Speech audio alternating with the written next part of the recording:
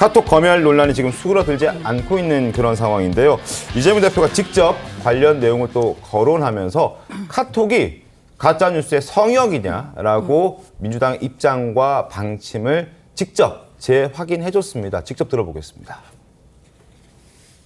카톡이 가짜뉴스 성역입니까? 지금 이 순간에도 이재명의 돌아가신 아버지가 무슨 공산당 활동을 하면서 수없이 무슨 몇 명을 죽였느니 감옥을 갔다 왔다느니 이런 걸 아직도 카톡망에 뻔뻔스럽게 뿌리지 않습니까? 가짜뉴스에 기대서 이 나라 질서를 어지럽히는 행위에 대해서는 우리 민주당의 역량을 총동원해서 엄정하게 책임을 묻고 반드시 이 사회에서 퇴치하도록 하겠습니다. 자, 이재명 대표 전용기 의원의 주장에 힘을 실어주면서 자신을 둘러싼 가짜뉴스에 대해서 집중적으로 이야기를 하는 모습을 볼 수 있었습니다. 이런 걸 보면 윤기찬 변호사님, 결국 이재명 대표 본인에 대한 가짜뉴스를 어떻게든 틀어막겠다라는 목적으로 민주당이라는 공당을 좀 활용하는 게 아닌가라는 생각도 들거든요. 어떻습니까? 뭐 그거는 이해가 돼요. 가짜뉴스라면. 그런데 네. 이제 가짜뉴스라는 것이 보통은 이제 사실관계, 이게 확인이 가능한 사실관계, 역사적인 사실관계 이런 네. 거는 확인이 가능하잖아요. 그러니까 확인이 가능한 사실관계에 대해서는 가짜뉴스라는 것이 가능해요. 판정이. 그런데 그게 아니고 의견인 경우가 대단히 많잖아요. 그런데 가짜뉴스 관련돼서 저희는 사실 이걸 왜 민주당이 지금 들고 났을까라고 하면 헤게모니를 민주당이 졌다라고 생각하는 경우가 많죠. 네. 보통 가짜뉴스를 단속하겠다라고 주장하는 측이 보통 헤게모니를 진 측이에요.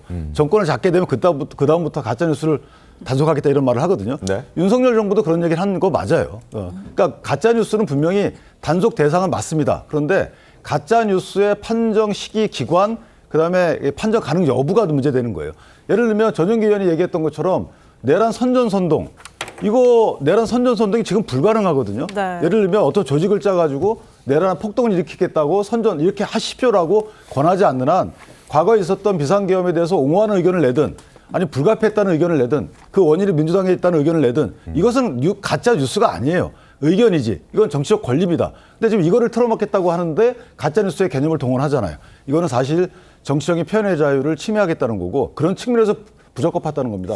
그러니까 이재명 대표가 말씀하시는 가짜 뉴스는 괜찮다. 그런데 저희가 지난 대선을 보면 뭐 신앙림 사건 다 기억하시잖아요. 네. 금만배 사건 기억하시잖아요. 그때 가짜 뉴스가 사실 그 두 분이 만들어서 어쨌든 뭐 매체를 통해 가지고 민주당이 상당히 활용을 했던 건 맞잖아요. 선거 불과 3일 전인가요? 네네. 그때 뭐 몇백만의 카카오톡이 뿌려졌어요. 이거 가짜 뉴스잖아요. 이제 판정이 됐잖아요. 그만큼 이걸 반면교사 삼으면 이런 사태가 충분히 일어날 수 있다는 거죠. 가짜 뉴스라고 규정한 그 대상 그것이 또는 진실이라고 믿었던 그것이 가짜 뉴스가 되기도 하고 또 진실이 되기도 하고 이렇다는 거예요. 그러니까 이거를 어느 시점에 누가 판단해가지고 그걸 수사기관이 왜 수사를 맡기는지 신고하는지 이런 시스템에 대해서 우리가 이게 정치적 표현의 자유를 겁박할 수 있는지에 대해서 심각히 고민해봐야 된다. 그러니까요. 김 의원님, 이 국민의힘에서도 지금 이 부분에 대해서 카톡 검열이다 이렇게 공세를 편 이유도 지금 말씀 주신 것처럼 일반 시민이 메신저를 통해서 대화를 나누는 것에 대한 검열을 하는 것이다. 그거에 대한 단속을 하겠다는 것이다. 이런 주장이었던 거잖아요. 그러니까 잠시만요. 드렸던 대로 지금 내란 선전 선동죄에 대한 지적을 좀 하겠다고 한 건데 지금 어제 이재명 대표 얘기한 거 보면은 그 본인 관련해서 돌아가신 아버지가 무슨 공산당 활동을 하면서 몇 명을 죽였냐느니 뭐 감옥을 갔다 왔냐느니 이런 것들이 아직 카톡방에 돌아다니고 있다. 이건 사실상 내란 선전 선동죄라기보다는 본인과 관련된 가짜 뉴스를 지적하는 것 같아서 이게 의도와도 맞지 않다 이런 얘기들도 있거든요. 조금 전에 윤기찬 변호사께서 잘 설명해 주셨지만 저는 예. 이재명 대표께서 언론을 장악하려고 하는 거 아닌가에 대한 생각이 있습니다.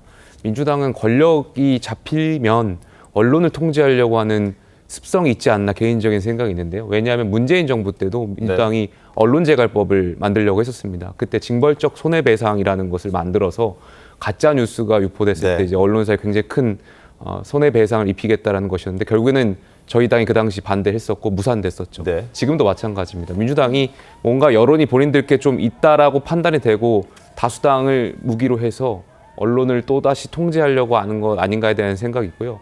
두 번째로 저는 이재명 대표께서 자아가 여러 개 있으신 것 같아요. 제가 좀 찾아봤는데요.